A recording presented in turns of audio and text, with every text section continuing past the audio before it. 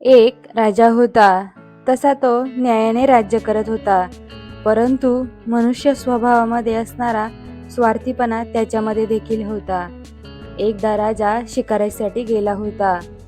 पूर्वीच्या काळी राजांना शिकारीचा छंद असे. छंद म्हणून ते शिकारीसाठी जात असत आणि मुक्या प्राण्यांना मारत असत. राजा खूप वेळ फिरला जंगलामध्ये, परंतु त्याला काही शिकार मिळाली नाही. फिरता फिरता सायंकाळ झाली.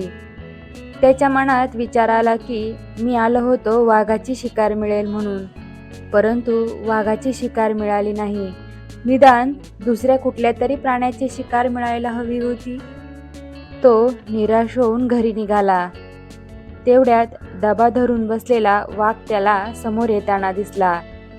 त्याला पाहताच राजा त्याच्या शेजारी असणाऱ्या झाडावर चढला.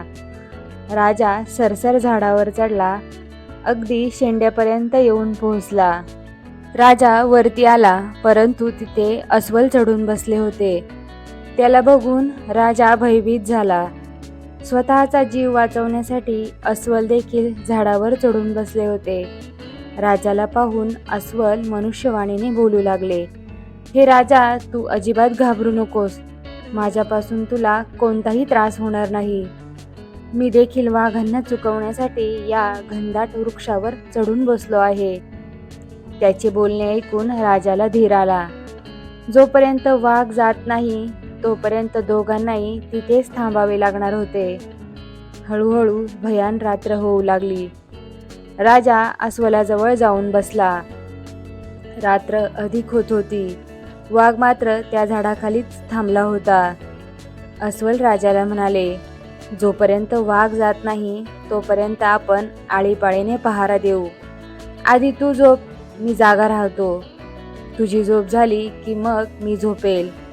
राजाने ते मान्य केले आणि तो झोपला. त्याला झोपलेला पाहून वाघ अस्वलाला म्हणाला, हे बघ अस्वला, आपण तर एकाच वनात राहतो. आपण सर्व एकत्र कुटुंबासारखे आहोत. तुझी या माणसाशी कशी मैत्री होऊ शकेल? तू या झोपलेल्या राजाला खाली ढकलून दे. मी त्याला घेऊन निघून जातो, म्हणजे तुझा जीव वाचेल. नंतर तू आरामात निघून जा. अस्वल त्याला म्हणाले, नाही नाही, माझ्यावर विश्वास ठेवून तो राजा झोपी गेला आहे. त्याचा विश्वासघात मी करू शकत नाही. शरणागताचा त्याग करण्यासारखे दुसरे पाप नाही आणि आश्रिताचे रक्षण करण्याइतके जगात पुण्य नाही. त्याचे बोलणे ऐकून वाघ निराश झाला आणि तसाच झाडाखाली बसून राहिला. थोड्या वेळाने राजाची झोप झाली.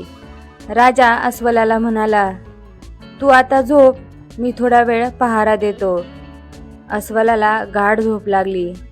अस्वलाला झोपलेले पाहून वाघ राजाला म्हणाला, अरे राजा, तू त्या अस्वलावर विश्वास ठेवू नकोस.